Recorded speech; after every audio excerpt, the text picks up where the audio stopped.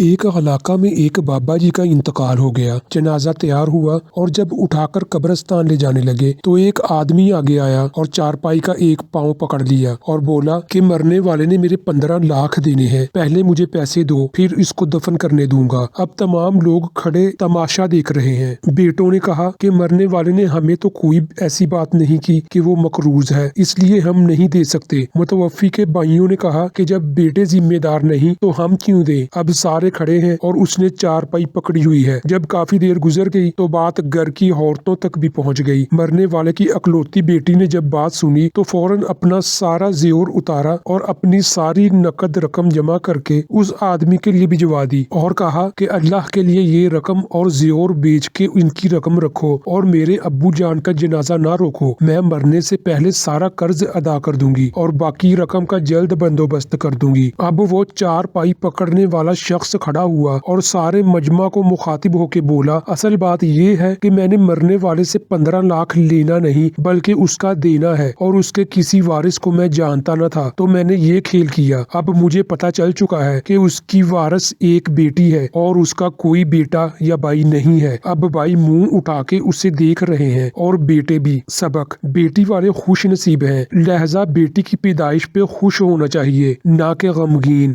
Doctor جی کوئی ایسی دوا دیں کہ اس مرتبہ بیٹا ہی ہو، 2 بیٹیاں پہلے ہیں، اب تو بیٹا ہی ہونا چاہیے۔ ڈاکٹر: میڈیکل سائنس میں ایسی کوئی دوائی نہیں ہے۔ ساس: پھر کسی اور ڈاکٹر کا بتا دیں۔ ڈاکٹر: آپ نے شاید بات غور سے نہیں سنی، میں نے یہ نہیں کہا کہ مجھے دوائی کا نام نہیں آتا، میں نے یہ کہا کہ میڈیکل سائنس میں ایسی کوئی دوائی نہیں ہے۔ سسر: وہ فلاں لیڈی ڈاکٹر تو وہ جعلی ڈاکٹر ہوگا، اس طرح کے دعوے جعلی مو لینا حکیم وغیرہ کرتے ہیں، سب فراڈ ہے یہ۔ شوہر: مطلب ہماری نسل پھر نہیں چلے گی؟ ڈاکٹر: یہ نسل چلنا کیا ہوتا ہے؟ آپ کے جینز کا اگلی نسل میں ٹرانسفر ہونا ہی نسل چلنا ہے نا، تو یہ کام تو آپ کی بیٹیاں بھی کر دیں گی۔ بیٹا: کیوں ضروری ہے؟ ویسے آپ بھی عام انسان ہیں، میں بھی عام انسان ہوں، ویسے آپ بھی عام انسان ہیں، آپ کی نسل میں ایسی کیا بات ہے جو بیٹے کے تھرو ہی لازمی چلنی چاہیے؟ سسر: میں سمجھا نہیں۔ ڈاکٹر: ساہیوال کی گاؤں کی ایک مخصوص نسل ہے جو دودھ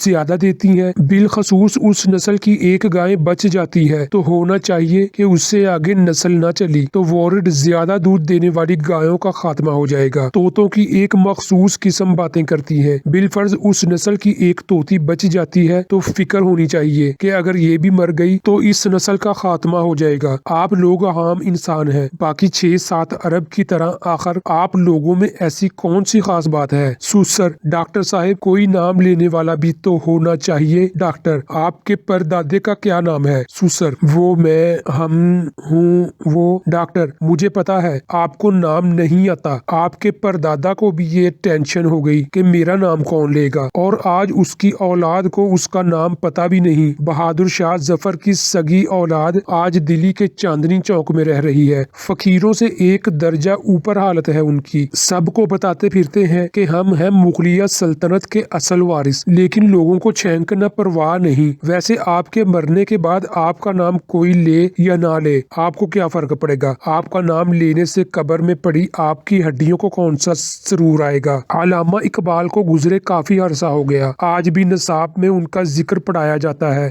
گنگا رام کو مرے ہوئے کافی سال ہو گئے لیکن لوگ آج بھی گنگا رام کو نہیں بھولے۔ ایدھی صاحب مر گئے لیکن نام ابھی بھی زندہ ہے اور رہے گا۔ جنید جمشید کو کون نہیں جانتا؟ کچھ ایسا کر جاؤ کہ لوگ تمہارا نام لیں، بے شک تمہاری نسلیں تمہیں بھول جائیں، اور ہاں اگر صرف بیٹے ہی بیٹے ہوتے تو کیا تم آج میرے سامنے بیٹھ کر یہ باتیں کر رہے ہوتے؟ کیونکہ جس نے تمہیں پیدا کیا وہ بھی کسی کی بیٹی ہے، تمہاری ماں۔ اگر تمہاری ماں کا باپ تمہارا نانا بھی یہی سوچتا تو نہ تمہاری ماں ہوتی اور نہ تم، اور یہ سلسلہ چلتا چلتا حضرت آدم تک چلا جاتا، اور اس بات کی کیا گارنٹی ہے کہ بیٹے ہی تمہارا سہارا بنیں گے؟ بیٹیاں اکثر بیٹوں سے آگے بڑھ جاتی ہیں۔ رسول اللہ صلی اللہ علیہ وسلم کی ایک ہی بیٹی رضی اللہ تعالی عنہا سے نسل چلی تھی، اور آج آپ کو ہزاروں لاکھوں لوگ رسول اللہ صلی اللہ علیہ وسلم کی اولاد سید ہونے کا دعویٰ کرتے نظر آتے ہیں۔ بیٹیوں کی شریعت میں بہت فضیلت بیان کی گئی ہے۔